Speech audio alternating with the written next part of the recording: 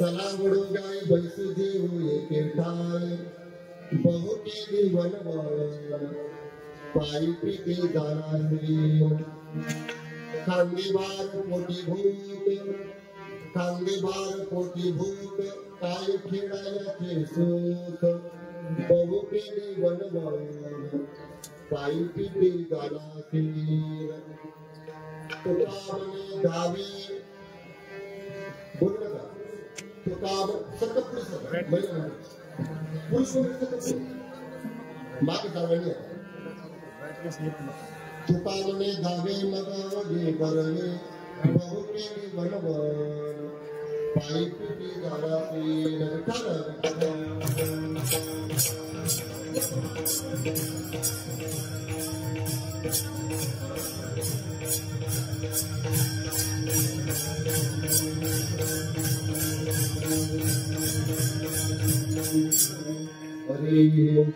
योऽन्त प्रवेश मनोवाचमिमं प्रसुप्तां सञ्जीवयत् किल शक्तिधरस्वधाम्नां अन्यां च हस्तचरणं श्रवणत्वगादिं प्राणान् नमो भगवते पुरुषाय तुभ्यं समचरणसरोजं सान्द्रनीलाबुधाभं जगन्निहितपाणिं मण्डनानां कर्णसूर्यमाला कन्दरं कञ्जनेत्र सदयधवलासं विठ्ठलं चिन्तयामि माझी वाणी तुझी वर्णी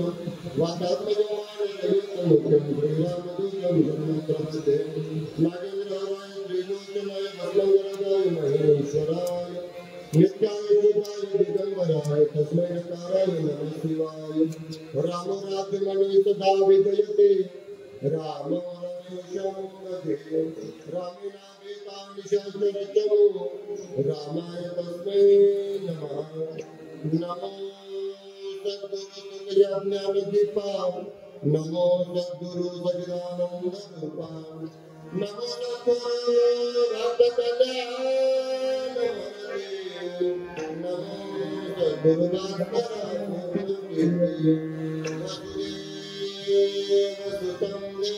देवं कंसचाणूरमर्दनं देवकी परमानन्दं कृष्णं वन्दे जगद्गुरुं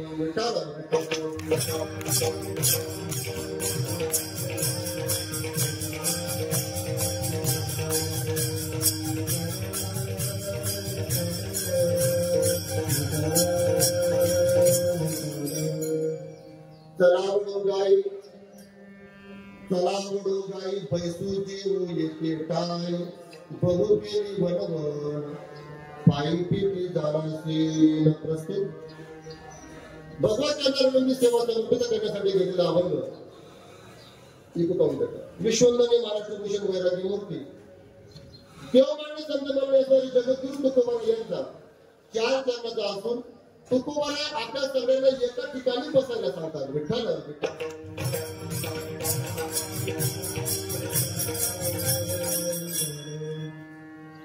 सगळ्या संतांच्या सगळ्या गाठ्यामध्ये सगळे अभंग बघा यामध्ये इतका गोड अभंग नाही म्हणा तू म्हणाल कस काय बैसू जेवू येते काय सांगणार अभंग आहे असं सांगणार अभंग नाही सगळे भजन करणारे अभंग भजन करा तू बाबा ते म्हणतात काय करा भोजन करा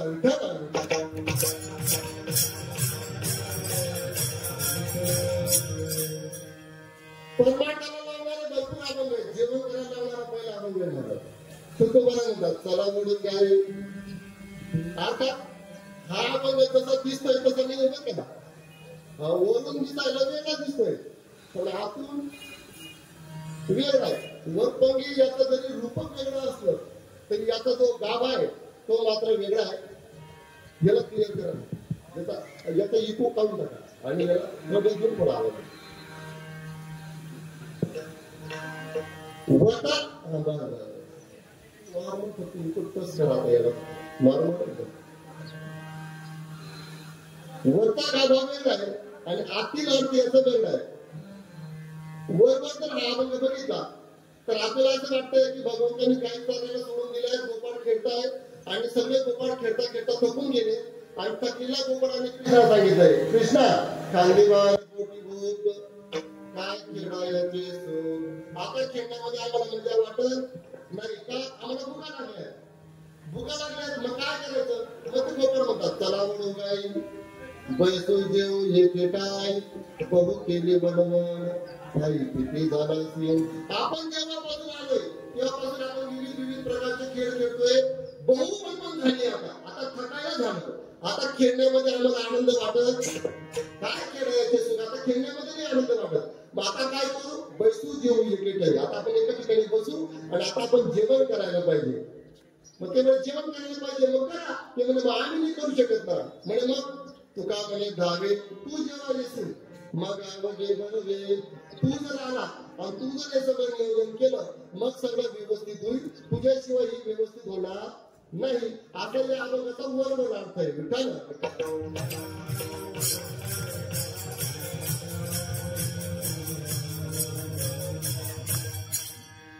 या अभंगावरती नियोजित वेळी काही चिंतन मांडण्यापूर्वी थोडा पर्याय देणं गरजेचं तो म्हणजे असा आपल्या या पुण्यवान पावन पवित्र श्री क्षेत्र चिचवे गावामध्ये चिचवे नी म्हणजे निंबायची बर म्हणजे दुसऱ्या गावाला जोडलेलं आहे सारख्या नावाची जेव्हा गावं असतात मार्गामध्ये चिंचवेला पडते गिराला पवानाकडे तिथे मामाचं गाव आहे हा आणि अजून एक परत दोन त्याच्यामध्ये मग असं लावून घ्यावं लागतं असं मला त्याला चिंचवे गाळा लावता लागतं आणि हे तुमचं मी हा तर आत्यंतिक गोड नियोजन मला वाटतं मी मागच्या वर्षी पण कालाला झालो होतो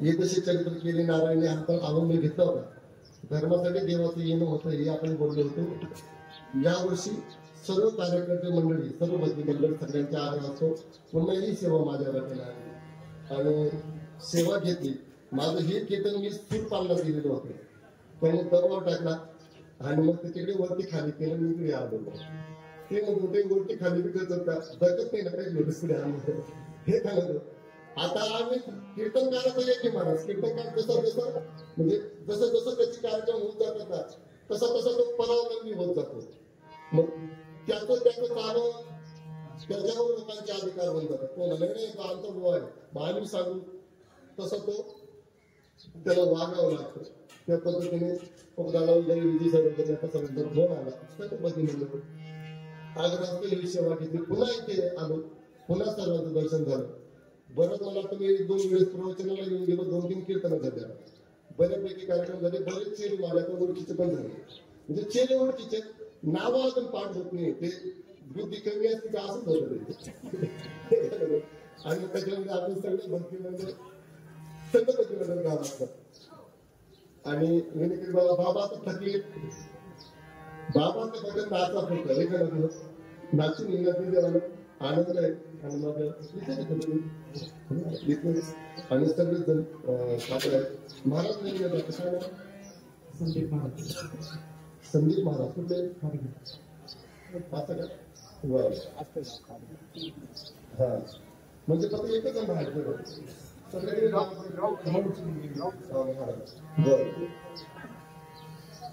इतकं तयार बदली मला परिसरात नाही मारत मी बऱ्याच ठिकाणी तुमच्या परिसरात येणं होते सध्या मी 2दा आता दाबाडीला येऊन गेलो इकडे येतो 7-8 दिवसापासून बऱ्याच गावांमध्ये बघतो मी पण बऱ्याच गावात इतकं तयार बदली मंडळ एकदा बदली मंडळासाठी टाळ्या माझा जोरदार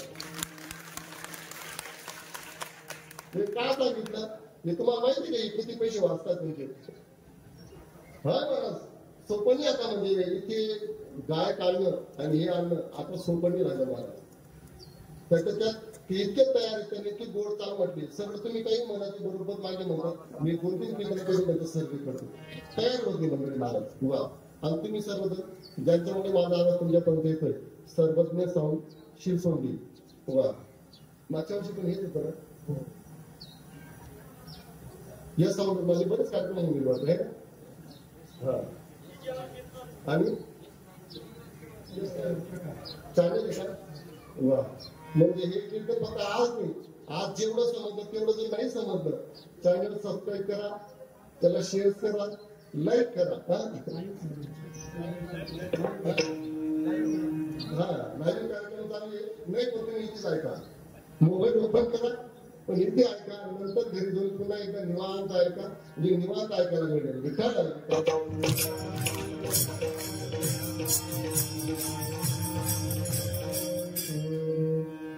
फक्त काही चुकलं कॅमेरा झाला का भीती वाटते आणि मन मोठ्याने बोलतायत, काय करतात काय हरकत नाही. कसं बायकात मी काही बोलत नाही, आपल्याला सवय पण नाही. ऐका, अत्यंतिक पवित्र पावन गोड महिना चालू आहे. कोणता महिना चालू आहे? श्रावण महिना चालू आहे. वा. मला वाटतं साकीला बायकरींची एक कविता आहे, श्रावण मासी हर्ष मानसी हिरवळ दाटे चोहीकडे, क्षणात येते शिरशिर शिरवे, क्षणात फिरुनी ऊन पडे. हा, साथी कविता त्याला बरोबर माहिती. साथीमध्ये ही कविता या वर्षी बाळकरींची लई गोड कविता महाराज. सगळे इंद्रधनुष्य वगैरे सगळ्यांचं इतंभूत वर्णन या कवितेमध्ये केलेलं आहे. श्रावण महिना हा अत्यंतिक पवित्र आणि अत्यंतिक गोड महिना आहे. कसा का मनुष्य असेना पण त्याची श्रावण महिन्याला श्रद्धा आहेच. कसं काय घर असेना, एक महिना घरामध्ये पवित्र पाळतात. पाळतात ना? नाही काही श्रावण बी पडते, श्रावण सुद्धा दिला तरी काय नाही डेंजरच नाही. पण श्रावण महिना अत्यंतिक पवित्र महिना आहे. श्रावण महिना गोड महिना आहे. श्रावण महिन्याला सुरुवात झाली, सणांना सुरुवात होते. पहिला सण कोणता येतो? नागपंचमी. कुठला सण येतो? नागपंचमी. नागपंचमीला काय करता? जोरात बोला, काय करता? दूध पाजता. कोणाला?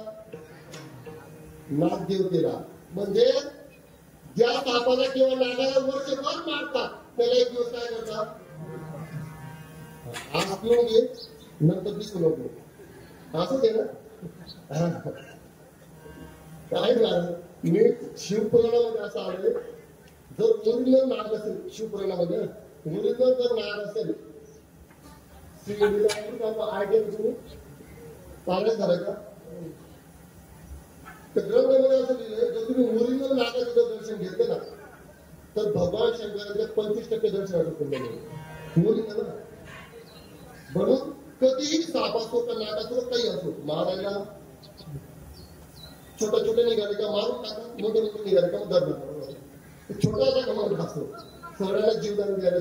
जीवनामध्ये असं ठरवा की आपल्या हातून मरेपर्यंत कोणीच मरायला नको, मग तो मच्छरही नको, असा संकल्प करा महाराज. कुणी अर्थात ज्यावेळेस संरक्षणाचा विषय येतो किंवा ज्यावेळेस धर्माचा विषय येतो मग लाख मेले तरी जाते किंवा विचार नाही करायचा.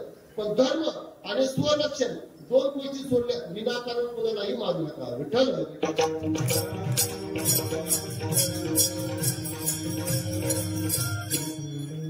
नागाची पूजा करतात, त्या दिवशी सापाला दूध पाजतात. मी व्हॉट्सअपवर आता विनोद वाचला, त्या दिवशी नागपंचमीच्या दिवशी काय झालं म्हणे, सापाला दूध पाजतात ना, टीव्ही बघणाऱ्या बायकोला नवऱ्याने दूध आणून दिलं आणि तिला सांगितलं म्हणे पिऊन घे. आता कुणाला पाजतात? तो कुणाला पाजतो? तिने विचार केला, आज तू मला म्हणे हो आज तू दूध पिलं पाहिजे. ती म्हणजे आज काय बाबा, तिने विचार केला तुला कोणाला आज नागपंचमी नागाला दूध पाजतात, हे मला दूध पाजतात, काही हरकत नाही. तिने पिऊन घेतलं, काही बोलली नाही. थोडे दिवस जाऊ तिने पण, आणि थोड्या दिवसांनी ती आली आणि तिने सांगितलं चला चला चला पुढे चला चला, गेला आंघोळमध्ये बसवलं, शंपू लावला, साबण लावला, सेवा करायला. हा म्हणे आज एवढी सेवा ती म्हणे बोलू नका, आज पोळा आहे. म्हणजे नागपंचमी पासून या महिन्याला सुरुवात होते. कुठपर्यंत? पोळ्यापर्यंत. पहिले नागपंचमी येते. नागपंचमी गेली की लगेच गोस्वामी तुळशीदासांची जयंती असते. गोस्वामी तुळशीदासांची जयंती गेली की मग पौर्णिमेला रक्षाबंधन असते. भाऊ बहिणीचा सण आहे. बहीण भावाला राखी बांधते. रक्षाबंधन आणि भाऊबीज सण सारखा, पण याच्यामध्ये फरक तर काही आहे. रक्षाबंधनाला बहिणीने स्वतःहून भाऊला बोलवलं पाहिजे, कारण हा तिच्याकडून सण आहे. तिला संरक्षण पाहिजे म्हणून तिला गरज आहे. म्हणजे आपल्या भाषेत सांगायचं झालं तर बहिणीला गरज आहे. बहिणीने भावाला फोन करावा, दादा इथे येऊन जा, एक मग माझं जमलं तर मी येईल. म्हणून बहिणीकडनं आधीपूर झाली पाहिजे आणि मग ते बांधलं पाहिजे. आणि भाऊबीज नावच काय आहे, मग ते भावाकडनं आहे. मग भावाने तिला आणावं आणि भावाला गरज आहे त्याने ओढून घ्यावं.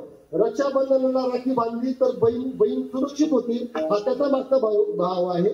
आणि भाऊबीजेला जर ओढलं तर भाऊचं आयुष्य वाढतं, हे भावाला गरज आहे. असे तो वेगवेगळा थोडा भाव आहे त्याच्यामध्ये.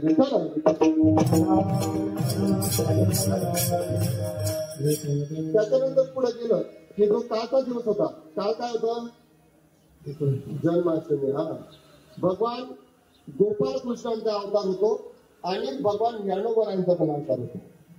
गोपाळ कृष्ण ही त्याच महिन्यामध्ये श्रावण मध्ये अष्टमी, रोहिणी नक्षत्र, त्याच बुधवार, त्याच वारी जन्माला आले आणि त्याच तिथीवर सेम ज्ञानोबराय पण अवताराला आले. देव आणि संत एकाच ठिकाणी अवताराला आले. वास्तविक बघायला गेलं दोघी एकच, दिसायला जरी वेगळे असले तरी दोघी एकच आहेत. आपण म्हणतो ना, लोपले ज्ञान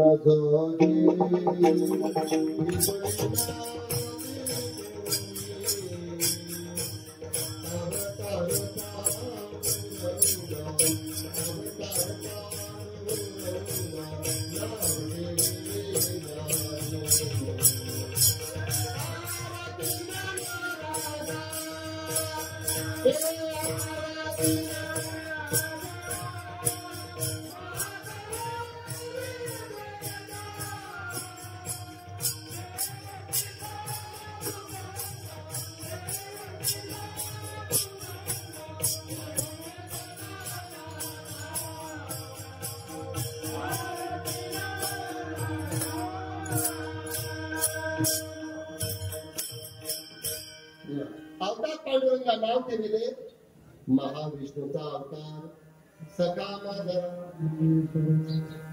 स्वतः अवताराला आल्यानंतर त्यांनी कौरवांना मारलं.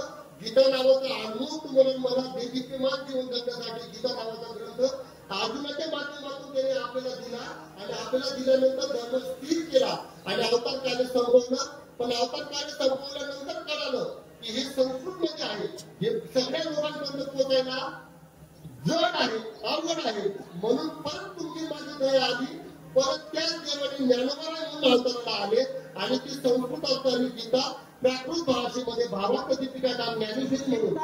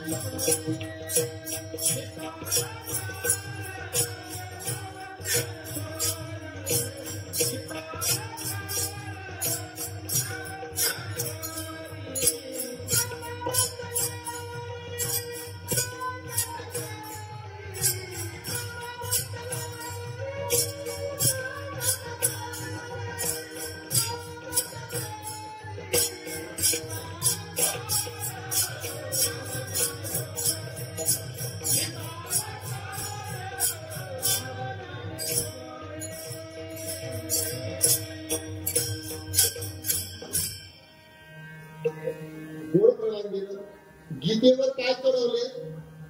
अलंकार चढवले. गीता अलंकार नाम ज्ञानेश्वरी सुंदर दिसणारी जर एखादी स्त्री असेल, ती मुळात खूप सुंदर आहे, पण अजून जर तिच्यावर दागिने चढवले ते अजून सुंदर दिसते. तसं ज्ञानेश्वरी आहे. गीतेवर अलंकार कळवले ज्ञानेश्वरांनी आणि ब्रह्मानंद लहरी प्रगट केली. वा, असं तुम्ही ज्ञानेश्वरी नावाचा ग्रंथ आपल्याकडे दिला. ज्ञानोबाच्या अवताराच्या बाबतीत बोलायचं झालं महाराज, अवतार पांडुरंगाचा आहे, पण आल्यानंतर समाजाने इतका त्रास दिला महाराज. तसं तुम्ही ज्ञानोबाच्या अगोदरच परंपरा बघा ना, आदिनाथ बीज प्रगट तिथून जर बघितलं ना तर ही नाथ परंपरा. आदिनाथ गुरु सगळं सिद्धांत मच्छिंद्र द्यायचा मुख्य शिष्य मच्छिंद्राने बोल गोरक्षाशी केला. गोरक्षेवढला गहिनी प्रसादे निवृत्ती दाताना ज्ञानदेवा सार ज्ञानोबापर्यंत जी परंपरा आली, नाथ परंपरा अशी होती, एकाने एकाला शिष्य करायचं.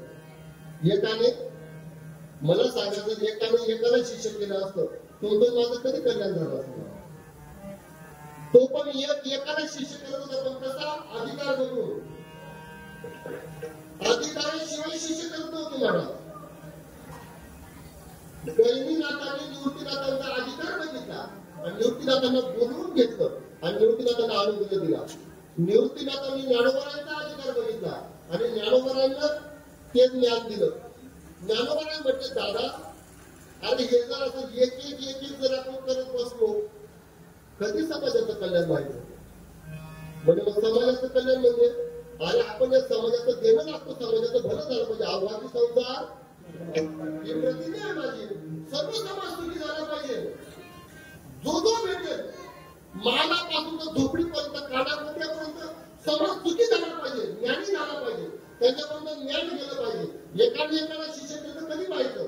हे जर असंच गुप्त ठेवलं तर हे गुह्य जगाचं कल्याण करणार. मग प्रगट गुह्य केले, ते गुह्य त्याच्या ज्ञानोबारांनी प्रगट केले महाराज आणि विश्व ब्रह्मची केले. मला सगळं ज्ञान सगळीकडे प्रगट केलं आणि सगळ्यांना पुढे केलं. ज्ञान गेले रचना पाया उभारले ज्ञानोबारांनी मग या वारकरी संप्रदायाला सुरुवात केली महाराज. जीवले ते रोग लागलेले त्याचा वेणू गेला आपल्यापर्यंत आला महाराज. गगन म्हणजे विराट. गगन शब्दाचा अर्थ काय? विराट. एक रूप लावलं संप्रदायाचं, नामाचं, भक्तीचं, त्यागाचं एक रूप लावलं आणि ते लोक त्या दिवसापासून आजपर्यंत तुमच्या माझ्यासारख्या सर्वसाधारण अधिकार नसलेल्या अनाथ आघाडा अनाथ अपराध करून पाठी असणारे आपण छाती तो कोणी सांगू शकत नाही की मी पाप केलं नाही.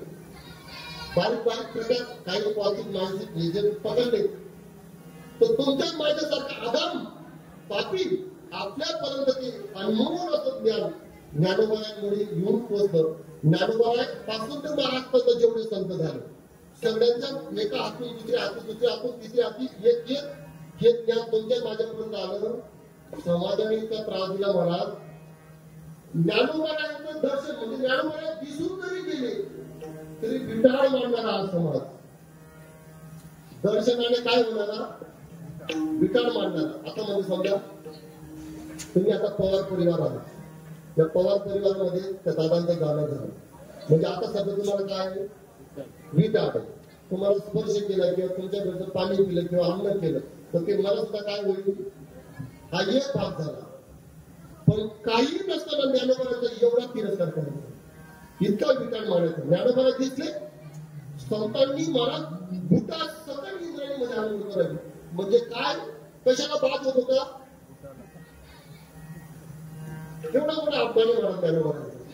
तुमच्या माझ्या कल्याणासाठी आलेले आम्ही ज्ञानोबा हा केवढा मोठा अपमानी महाराज. काय वाटत असेल ज्ञानोबाला. कधी कधी जर आपण याच्यावर विचार केला आपल्या दर्शनाने समोरच्या भूताला सुद्धा विटाळ होतो महाराज आणि त्या समाजाच्या कल्याणाचा विचार करावा केवढं मोठं कुठे असेल महाराज. म्हणून कदाचित ज्ञानोबाने माऊली म्हणत असते. माऊली तिलाच म्हणतात मूर्खा कसा काय असेल पण त्याच्यावर सुद्धा चांगल्या पोरापेक्षा डबल प्रेम करणारी तिला काय म्हणतात आई. बघा तुम्ही जो पोरा कमजोर आहे जो आपण म्हणतो आपण नारायण त्याची आई लई त्याला पाठीशी घालतो त्याच्यामध्ये जास्त जीव असतो महाराज. का हे तर चांगले त्यांची चिंता आणि फक्त पण बरा झाला पाहिजे, तो सुरक्षित झाला पाहिजे. म्हणजे पापी आदाम यांच्याविषयी सुद्धा मनामध्ये कळवळा निर्माण करायची. त्याच्यासाठी एक शब्द आपल्याकडे एकदम एक अनुभव, अमृत अनुभव म्हणून आपल्यासमोर आणून दिला महाराज. हे वाचा, हे घ्या आणि कल्याण करून घ्या. पण आम्हाला त्याच्याशी काही घेणं देणं, कारण आम्हाला आमच्याशी काही घेणं देणं केलं. म्हणून आम्ही आमचं चालू आहे. ज्ञानोबासारखा महात्मा येतो, तुकोबासारखा महात्मा येतो. तुकोबाला गेले, तुम्हाला सांगतो तुकोबाला गेले तेव्हा नाराज होते महाराज. तुकोबाने देवाला सांगितलं, प्रभू एवढं सांगून या समाजाला समाज बदलायला तयार नाही. आता मला नाही राहायचं, मला लगेच घेऊन चला. म्हणजे अंतिम समयामध्ये तुकोबाला जरी म्हणत असतील आता निश्चित केले पावलं विसावा, पण हे जे शब्द तुकोबाला हे स्वतःच्या बाबतीत आहे, समाजाच्या बाबतीत नाही. ज्याच्यासाठी येणं झालं होतं तो समाज देव पण खाऊन गेला, संत पण खाऊन गेले, आमच्यासारखे किती खाऊन जातील याची तर काहीच परवा नाही. समाज परिवर्तन व्हायला तयार नाही. मला धक्का लागू देते समाज. याला मला बोलू स्वयंपाकी थोडं बोलू नका. स्वयंपाक करणारे थोडं शांत.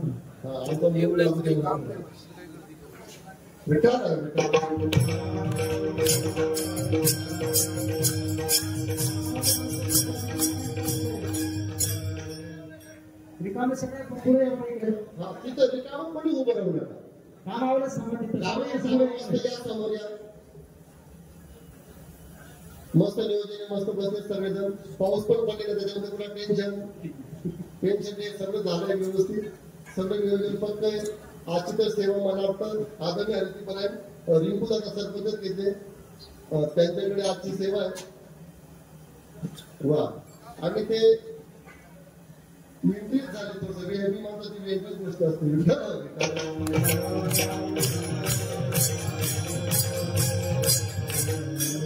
आनंद वाटला की तुमच्या गावचे सरपंच करून काढत आले महाराज. सरपंच स्वतः जिंकं बाबा जिंकं स्वतः. आता बाबा काय सांगतो, बाबा पण सोडत नाही, तरुणांना दिले पाहिजे महाराज. असं ना, वा. तरुणांना पुढे केलं पाहिजे, कारण तरुण पिढी ही एक कर्तृत्व संपन्न पण असते. धावपळ करायला पण त्याच्यामध्ये नेता ताकदवानच असला पाहिजे. ज्या नेत्याला पुस्तकावर लागतं असा नेता असला पाहिजे. त्याने सगळ्या समाजाला पण आपल्यासोबत नेलं पाहिजे पुढे. हे काय नको असं.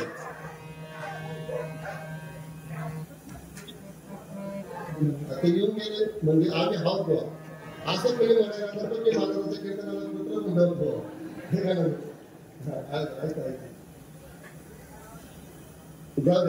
ज्ञानोबांचा पण अवतार आणि भगवान गोपाळकृष्णाचाही अवतार कालच्या दिवशी होतो. ज्ञानोबांनी गुरुला आवडलं मग कीर्तन समजून घेत नाही. ज्ञानोबांचा अवतार आहे, जबरदस्त अवतार असो. आणि या वर्षी ज्ञानोबांच्या जन्मोत्सवाला 750 वर्ष पूर्ण झाली. त्याच्यामध्ये माऊलींच्या जो मंदिराचा जो कळस शिखर, त्या शिखराला सोन्याचा कळस यावर्षी बसवला. बऱ्याच वारकऱ्यांच्या समर्पणातून तो कळस निर्माण करण्यात आला. आणि ज्ञानोबांचं जसं चरित्र चकाकलं आहे तसा कळस सुद्धा आता करायचा. बऱ्याच जणांचं असं म्हणणं होतं की माऊलींच्या प्रस्थानाच्या वेळेस तो कळस हालतो का. बरेच बाजूला असं म्हणत होतं की तो कळस ढिला असेल. हे काय माहिती काय यांच्या डोक्याच्या पलीकडचा विषय. हा, तर तुकोबारायचं वैकुंठ गमन झालं का तो झाड हालतो. ज्ञानोबारायचं प्रस्थान झालं की कडच हालतो. मग काय केलं माहिती का यावेळेस, तो काढून घेतला, दिलाय ना.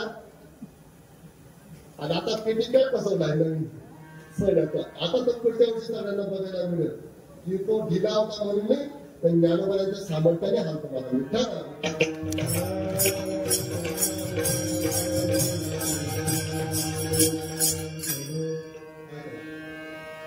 असा जन्माष्टमी झाली की भगवान गोपाळकृष्णाचा अवतार करून ज्ञानोबांचा अवतार पुढे केलं. पोळा नावाचा सण येतो आणि पोळा नावाच्या सणाला आमच्याकडे आणि खानदेशमध्ये अशी म्हणजे पोळा सण करी. इकडे पण आहे का, सगळीचकडे मग पुढं आल्यानंतर सगळ्यांना सर्वच होते ना, गणपती येतो, दुर्गा देवी येते, एक येतच जातं. मग दिवाळी येते, सणांना सुरुवात होते. असा गोड पवित्र महिना आणि त्याचा हा तुमचा उत्सव. आणि त्या उत्सवात ह्या वर्षाची सांगा किती वर्षी हे म्हणजे इथे बसलेला कुणालाही आठवत, तुम्हालाही आठवत. अरे बाप नाही, म्हणजे तुमचा जवळजवळ पाचच काढता असं नको.